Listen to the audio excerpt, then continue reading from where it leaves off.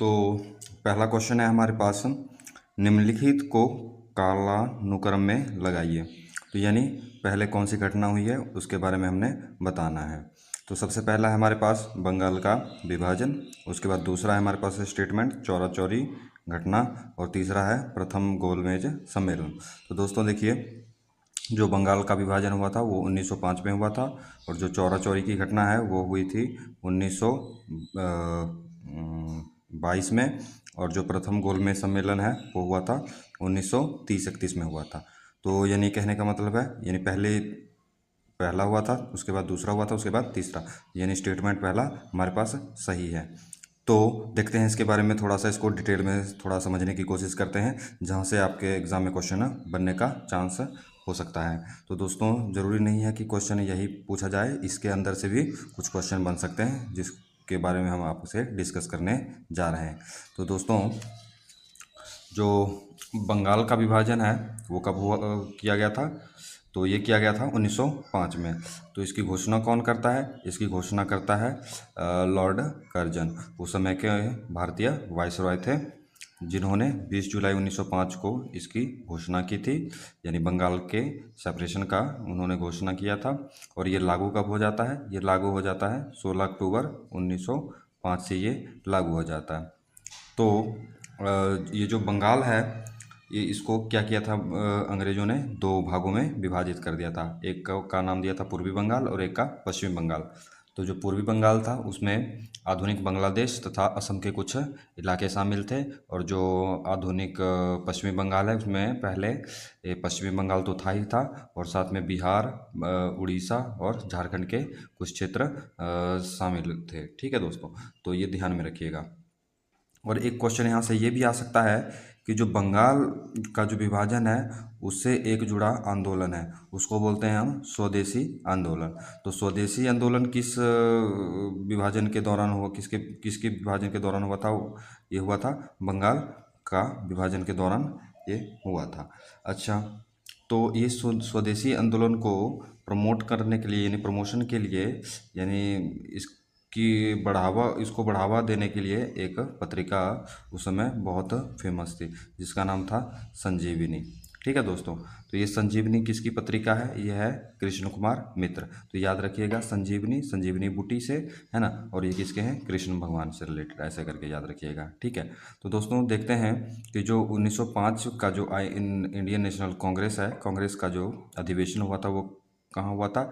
ये हुआ था वाराणसी में। और इसकी अध्यक्षता किसने की थी? इसकी अध्यक्षता की थी गोपाल कृष्ण गोखले के द्वारा। ठीक है, और ये गोपाल कृष्ण गोखले कौन है? ये हैं महात्मा गांधी के राजनीतिक गुरु।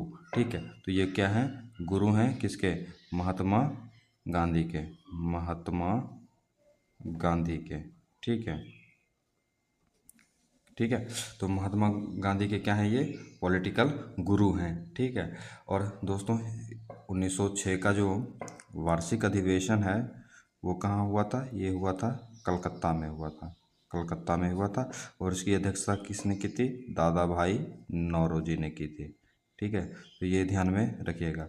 अच्छा, दादा भाई नौरोजी हैं, इन्होंने 3 बार कांग्रेस की अध्यक्षता की, आईएनसी की अध्यक्षता की। ठीक है, इसको भी याद रखिएगा। ओके, अच्छा, इनकी एक बुक है दादा भाई नौरोजी की, इनकी एक बुक है जिसका नाम है poverty and un British rule in India. तो इनकी एक बुक है जिसका नाम है poverty and un British rule in India, इनकी ये बुक है जो कि एग्ज़ाम में बार बार पूछा जाता है। और इन्होंने ही पहली बार धन धन के निष्कासन निष्कासन का सिद्धांत, इसी बुक में इन्होंने पहली बार धन के निष्कासन का सिद्धांत का वर्णन किया था। तो दोस्तों ये आप ध्यान में रखिएगा, जो कि ये दोनों ही क्वेश्चन एग्ज़ाम में पूछे गए हैं, तो इसको ध्यान में रखिएगा। और ये जो दादा भाई नौरोजी हैं, इनको वॉइस ऑफ इंडिया कहते हैं, इसको वॉइस ऑफ इंडिया कहते हैं, भारत के वयोवृद्ध नेता कहते हैं। और दोस्तों ये एक पहले भारतीय हैं जिन्होंने 1894 में ब्रिटिश संसद के सदस्य थे।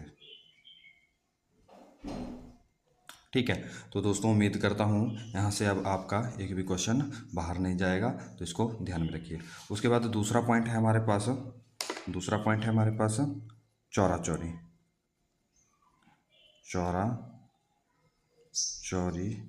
घटना। तो ये चौरा चौरी कहाँ है? ये है प्रेजेंट डे उत्तर प्रदेश में है। तो चौरा चौरी की घटना कब हुई थी? ये हुई थी 5 फरवरी 1922 को हुई थी।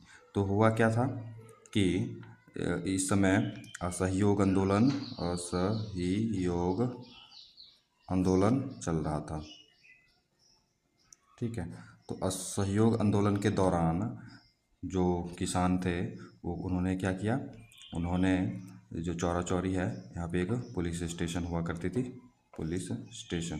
ठीक है, तो पुलिस स्टेशन में जो 22 पुलिसकर्मी हैं, 22 पुलिसकर्मी, ठीक है, 22 पुलिसकर्मी को क्या किया इन्होंने, जो किसान थे उन्होंने जिंदा इनको जला दिया। ठीक है, तो इस घटना से महात्मा गांधी बहुत आहत हुए, तो उन्होंने क्या किया था, उन्होंने इसके 7 दिन बाद, 5 7 कितना होता है 12, तो 12 फरवरी 1922 को क्या किया इन्होंने असहयोग आंदोलन वापस ले लिया, असहयोग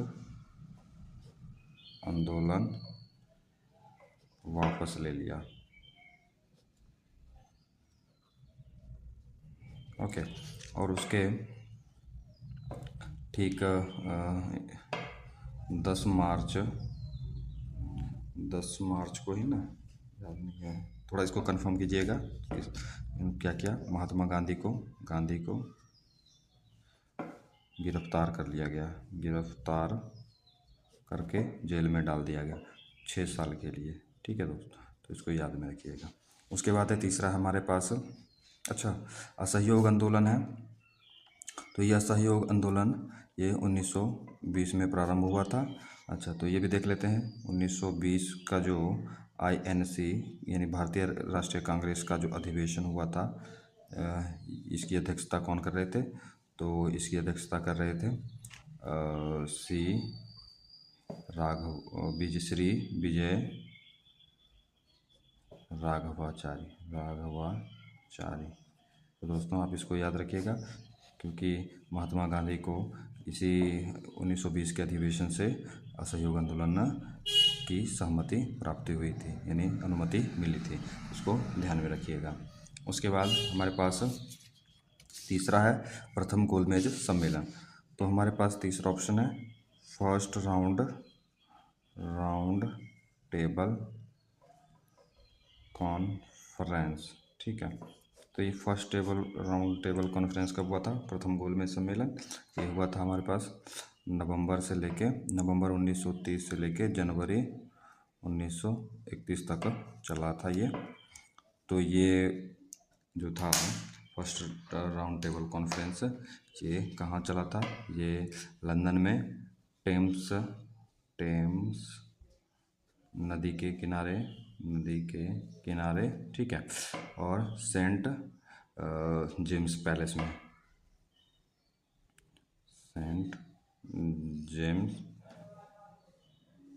पैलेस में ये चला था। ठीक है, जिसकी अध्यक्षता कौन कर रहे थे? अध्यक्षता कर रहे थे रैमसे मैकडोनाल्ड, है ना, मैकडोनाल्ड। ठीक है, अच्छा, ये कौन थे उस समय? ब्रिटिश PM थे। ओके, और इसका जो उद्घाटन था वो किसने किया था? तो उद्घाटन किया था जॉर्ज पंचम ने। तो ध्यान में रखिएगा दोस्तों, जो ये जो पहला गोलमेज सम्मेलन है उसमें इंडियन नेशनल कांग्रेस यानी जो कांग्रेस थी वो भाग नहीं लिया। ठीक है, तो ये याद रखिएगा, यानी इसमें गांधी जी ने भाग नहीं लिया। अच्छा, उसके बाद ये जो प्रथम गोलमेज सम्मेलन थे, इसमें कितने लोगों ने मतलब भारत के कितने लोगों ने भाग लिया था, तो 89 मेंबर थे। ठीक है, 89 मेंबर में से 57 थे स्टेट के, ठीक है, वो प्रांतों के थे, और जो 16 थे वो देसी रियासतों के, और जो 16 थे वो ब्रिटिश मेंबर थे इसमें। ठीक है, तो ये ध्यान में रखिएगा। तो यहाँ से आपका एक भी क्वेश्चन नंबर बाहर नहीं जाने वाला है। तो उम्मीद करता हूँ पहला क्वेश्चन आपको समझ में आ गया होगा। उसके बाद है हमारे पास दूसरा क्वेश्चन है, इंडियन नेशनल कांग्रेस की प्रथम महिला अध्यक्ष कौन थी? तो इंडियन नेशनल कांग्रेस की जो प्रथम महिला अध्यक्ष थी वो थी एनी बेसेंट। तो दोस्तों एनी बेसेंट 1917 में ये आईएनसी की चेयरमैन बनी थी। तो इसको डिस्कस करते हैं। तो जो 1917 का जो अधिवेशन होता है, ठीक है, तो ये कहाँ होता है? कलकत्ता में होता है, कलकत्ता अधिवेशन। तो जिसकी प्रेसिडेंट कौन बनती हैं? वो बनती हैं एनी बेसेंट। ठीक है दोस्तों। अच्छा, अगर इसी में बोले कि इंडियन नेशनल कांग्रेस की प्रथम भारतीय महिला अध्यक्ष कौन थी? तो वो थी आपकी सरोजिनी नायडू। तो सरोजिनी नायडू 1925 में। तो ये कहाँ? ये कानपुर अधिवेशन। ठीक है, कानपुर अधिवेशन में ये बनती हैं, प्रेसिडेंट बनती हैं सरोजिनी नायडू। ठीक है, तो इसको आप ध्यान में रखिएगा। और ये जो अगर पूछे कि पहली महिला अध्यक्ष कौन थी, तो वो थी आपके पास एनी बेसेंट। और बोलेगी कि पहले भारतीय महिला कौन थी, तो वो थी सरोजिनी नायडू। ठीक है। अच्छा, एनी बेसेंट की जो कुछ पत्रिका हैं जिसको आप ध्यान रख सकते हैं, जहाँ से एग्ज़ाम में क्वेश्चन बनता है, तो वो है न्यू इंडिया और कॉमनवेल्थ। ठीक है, तो इसको आप ध्यान में रखिएगा। और एनी बेसेंट से और भी ये फैक्ट है कि इन्होंने ही क्या किया था, होम रूल लीग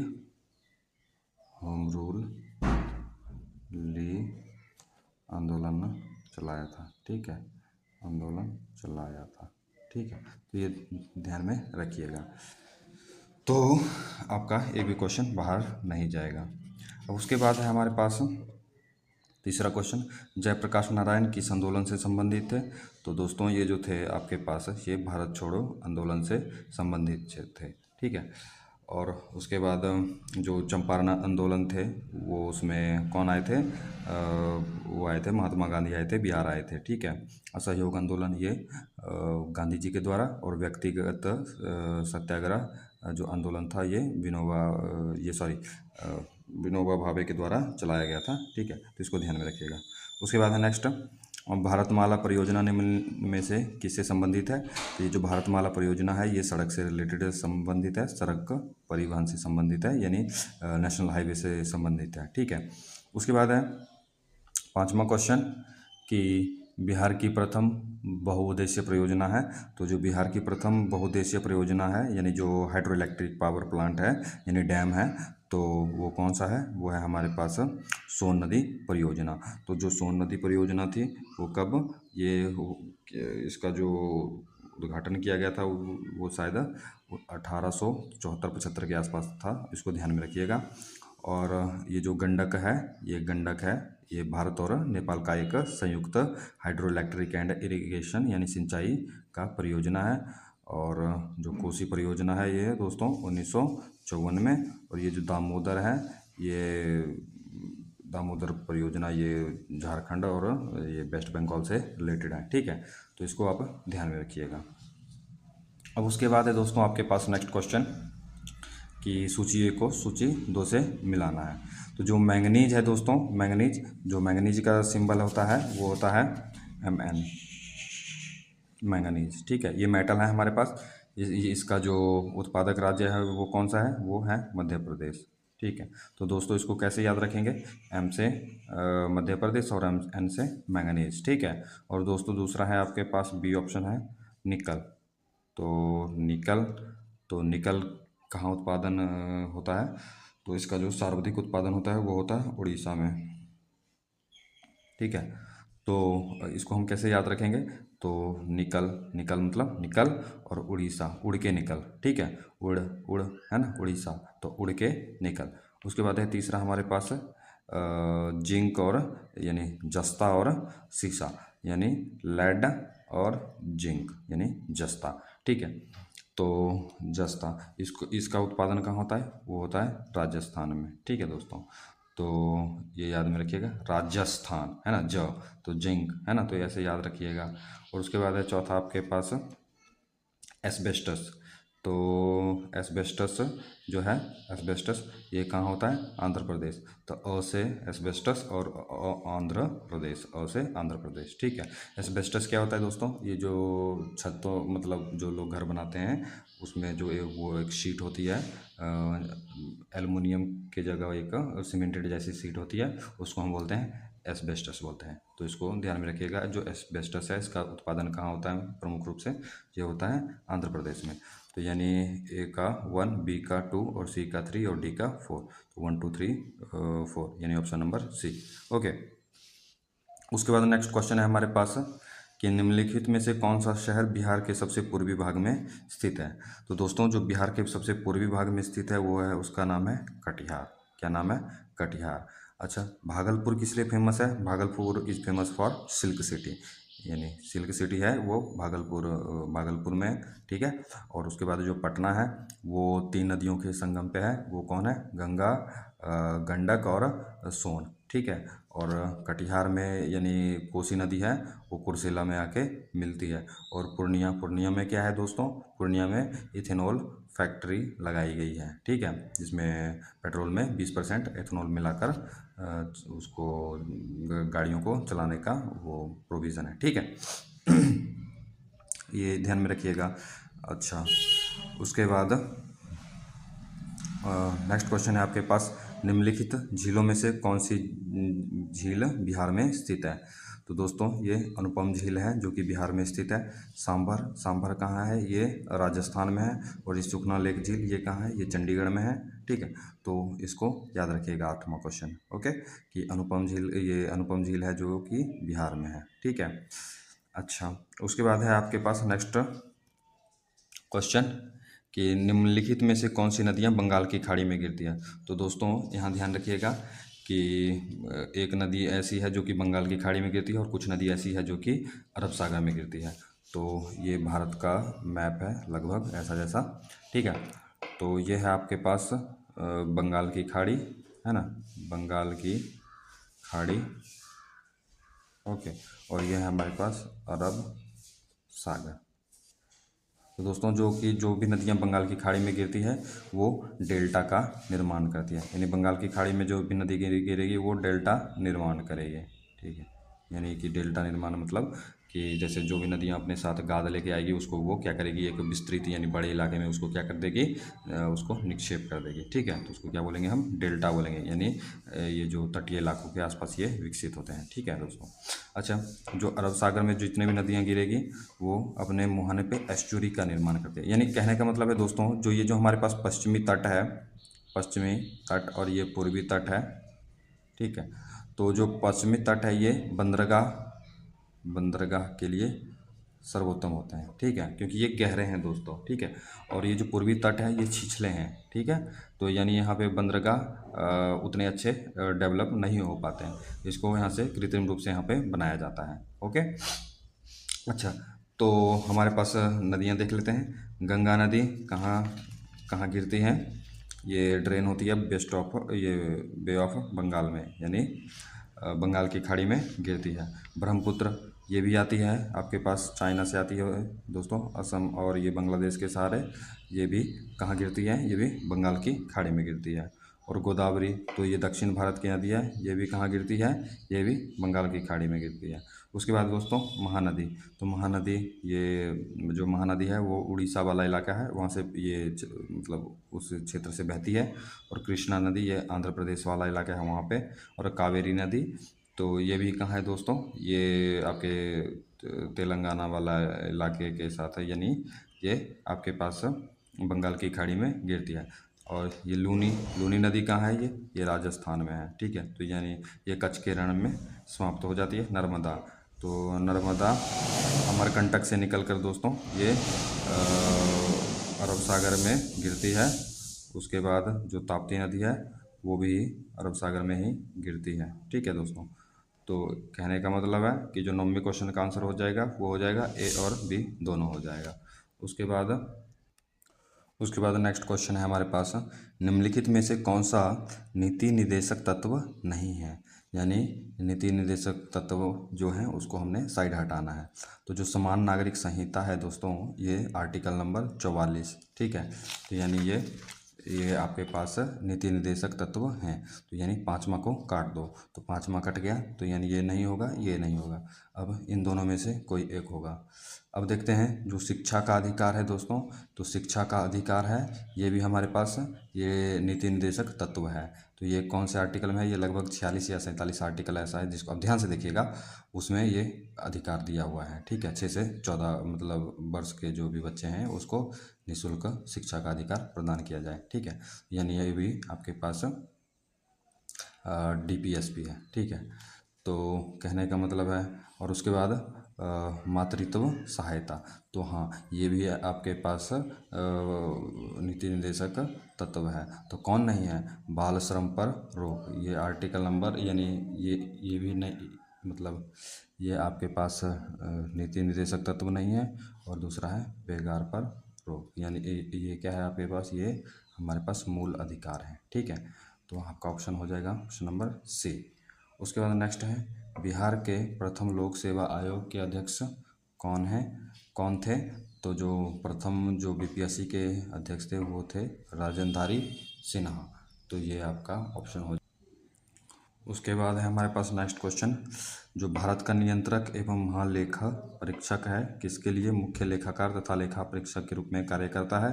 तो दोस्तों ये जो हमारे पास कैग है, कंप्ट्रोलर एंड ऑडिटर जनरल, ये संविधान के भाग 5 में और आर्टिकल नंबर 148 से लेके 52 के बीच में है इसका भाग है। और ये जो है ये एक संवैधानिक पद है। ठीक है, तो ये है आपके पास। ठीक है, तो संवैधानिक पद है।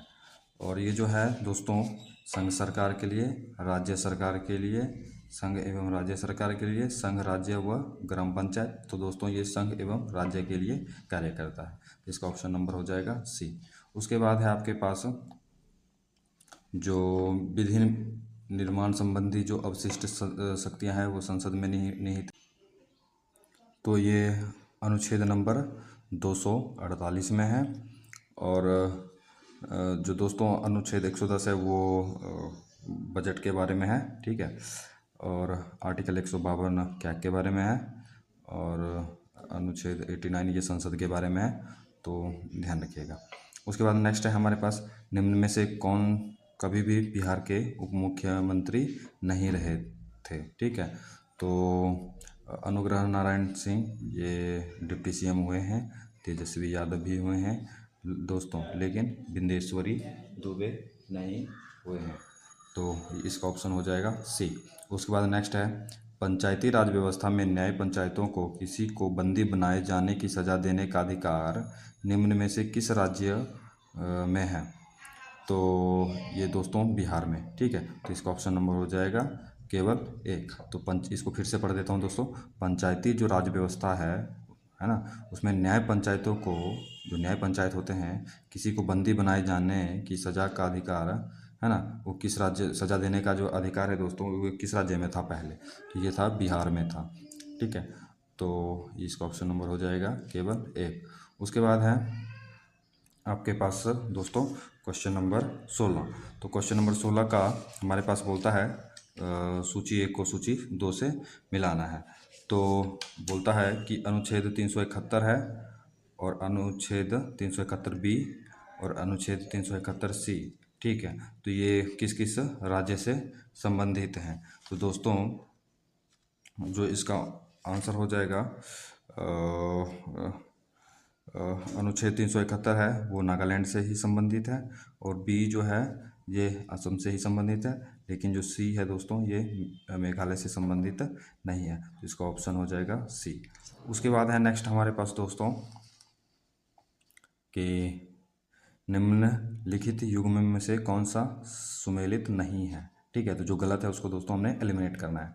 तो जो पहला है हमारे पास मानव के दुर्व्यापार तथा बलात्श्रम का प्रतिषेध, ये आर्टिकल नंबर 23 बोलता है। ठीक है, उसके बाद अल्पसंख्यक वर्ग के हितों का संरक्षण, ये 29 में है। ठीक है, माइनॉरिटीज़ के लिए 29 में है। उसके बाद है हमारे पास शिक्षा संस्थाओं की स्थापना तथा प्रशासन करने का अल्पसंख्यक वर्गों का अधिकार, तो ये दोस्तों अनुच्छेद नंबर 31 में नहीं है, ये अनुच्छेद नंबर 30 में है। तो इसका आंसर हो जाएगा आंसर नंबर सी। उसके बाद नेक्स्ट है हमारे पास भारत में भारी उद्योग को किस पंचवर्षीय योजना के दौरान प्राथमिकता दी गई थी। तो ये दी गई थी दोस्तों दूसरी पंचवर्षीय योजना के दौरान दी गई थी, जबकि पहली पंचवर्षीय योजना के दौरान वो कृषि को प्राथमिकता दी गई थी। और जो पहली जो पंचवर्षीय योजना है उसको हम हेराड व डोमर मॉडल कहते हैं, और जो दूसरी पंचवर्षीय योजना है उसको हम पीसी महालोबिनिस, ऐसे मतलब पीसी महालोबिनिस मॉडल कहते हैं। ठीक है, ये आप ध्यान में रखिएगा। उसके बाद बोलता है कि जो निम्नलिखित में से कौन सा युग्म सही है। ठीक है, तो जो सही नहीं है उसको हमने एलिमिनेट करना है। तो पहला है हमारे पास राष्ट्रीय प्रौद्योगिकी दिवस, जो कि 11 मई को ही मनाया जाता है। उसके बाद है अंतर्राष्ट्रीय नर्स दिवस, जो कि 12 मई को मनाया जाता है। उसके बाद है विश्व रेड क्रॉस दिवस, जो कि 8 मई को ही मनाया जाता है। उसके बाद है विश्व प्रेस स्वतंत्रता दिवस, जो कि 3 मई को मनाया जाता है, ये 1 मई को नहीं मनाया जाता है। तो गलत कौन है, ये प्रेस स्वतंत्रता दिवस। उसके बाद है नेक्स्ट हमारे पास विशेष आहरण अधिकार की सुविधा निम्नलिखित में से किसके पास उपलब्ध है। तो दोस्तों विशेष आहरण अधिकार, इसका कहने का मतलब है ये है SDR, है ना, स्पेशल ड्राइंग राइट। ये किसके पास होता है, ये होता है IMF के पास, है ना, IMF, है ना, अंतर्राष्ट्रीय मुद्रा निधि के पास। तो इसका ऑप्शन नंबर हो जाएगा बी।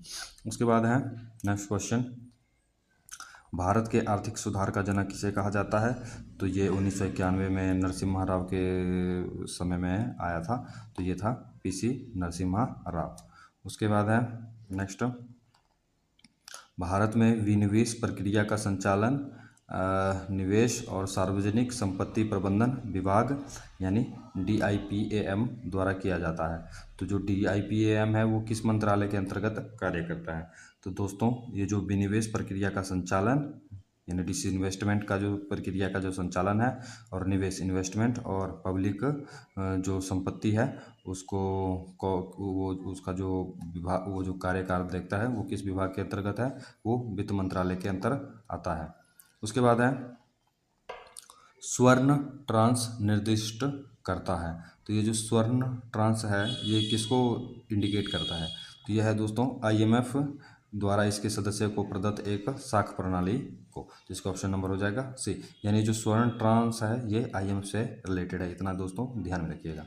अब उसके बाद है प्रधानमंत्री मुद्रा योजना का लक्ष्य क्या है।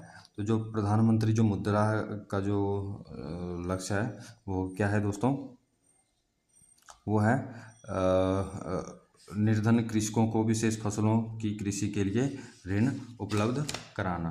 तो दोस्तों ये इसका 24 का आपके पास आंसर है। तो दोस्तों इसको थोड़ा मैं चेक कर लेता हूँ।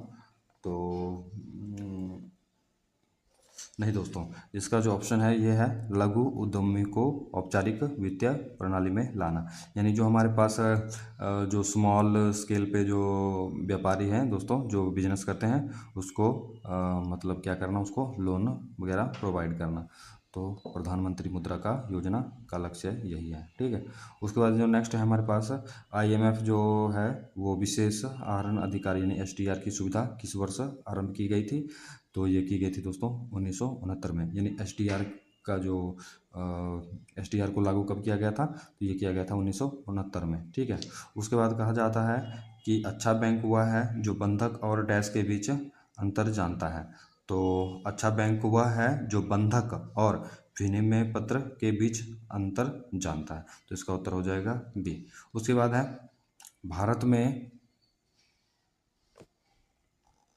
भारत में विनिवेश आयोग की स्थापना कब की गई थी? डिसइन्वेस्टमेंट कमीशन की स्थापना की गई थी अगस्त 1996 में। ठीक है, तो इसको ध्यान में रखिएगा। उसके बाद बोला जाता है कि जर्मनी के आर्थिक राष्ट्रवाद का पिता किसे कहा जाता है, यानी इकोनॉमिस्ट। ठीक है, तो पैसे से रिलेटेड है दोस्तों, तो इसका नाम है फ्रेडरिक लिस्ट। यानी जो पैसे का खर्च है वो कहाँ किया जाता है, वो लिस्ट में लिखा जाता है। तो दोस्तों इसको ऐसे याद रखिएगा, तो लिस्ट। ठीक है, लिस्ट से आर्थिक राष्ट्रवाद, आर्थिक यानी पैसा। उसके बाद दोस्तों ऑप्शन देखते हैं इसका, नेपोलियन। तो ये नेपोलियन कहाँ से संबंधित है? ये फ्रांस से संबंधित है। ठीक है, उसके बाद बिस्मार्क। बिस्मार्क कौन है?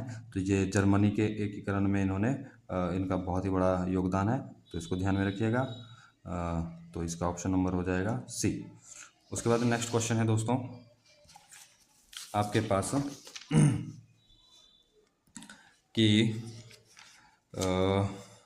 निम्न में से कौन सा एक यानडाबू की संधि जो कि 1826 में हुई थी, सालाबाई की संधि 1782 में, तथा गंडामक की संधि जो 1879 में सर्वनिष्ठ है। तो इसके बारे में कौन सा जो कथन है वो सही है, उसके बारे में हमने बताना है। इन संधियों द्वारा विभिन्न भारतीय शक्तियों ने ब्रिटिश को हराने के लिए गठजोड़ बनाए। दूसरा स्टेटमेंट है, इन संधियों ने दक्षिण एशियाई शक्तियों को नियंत्रित करने में ब्रिटिश को समर्थन किया।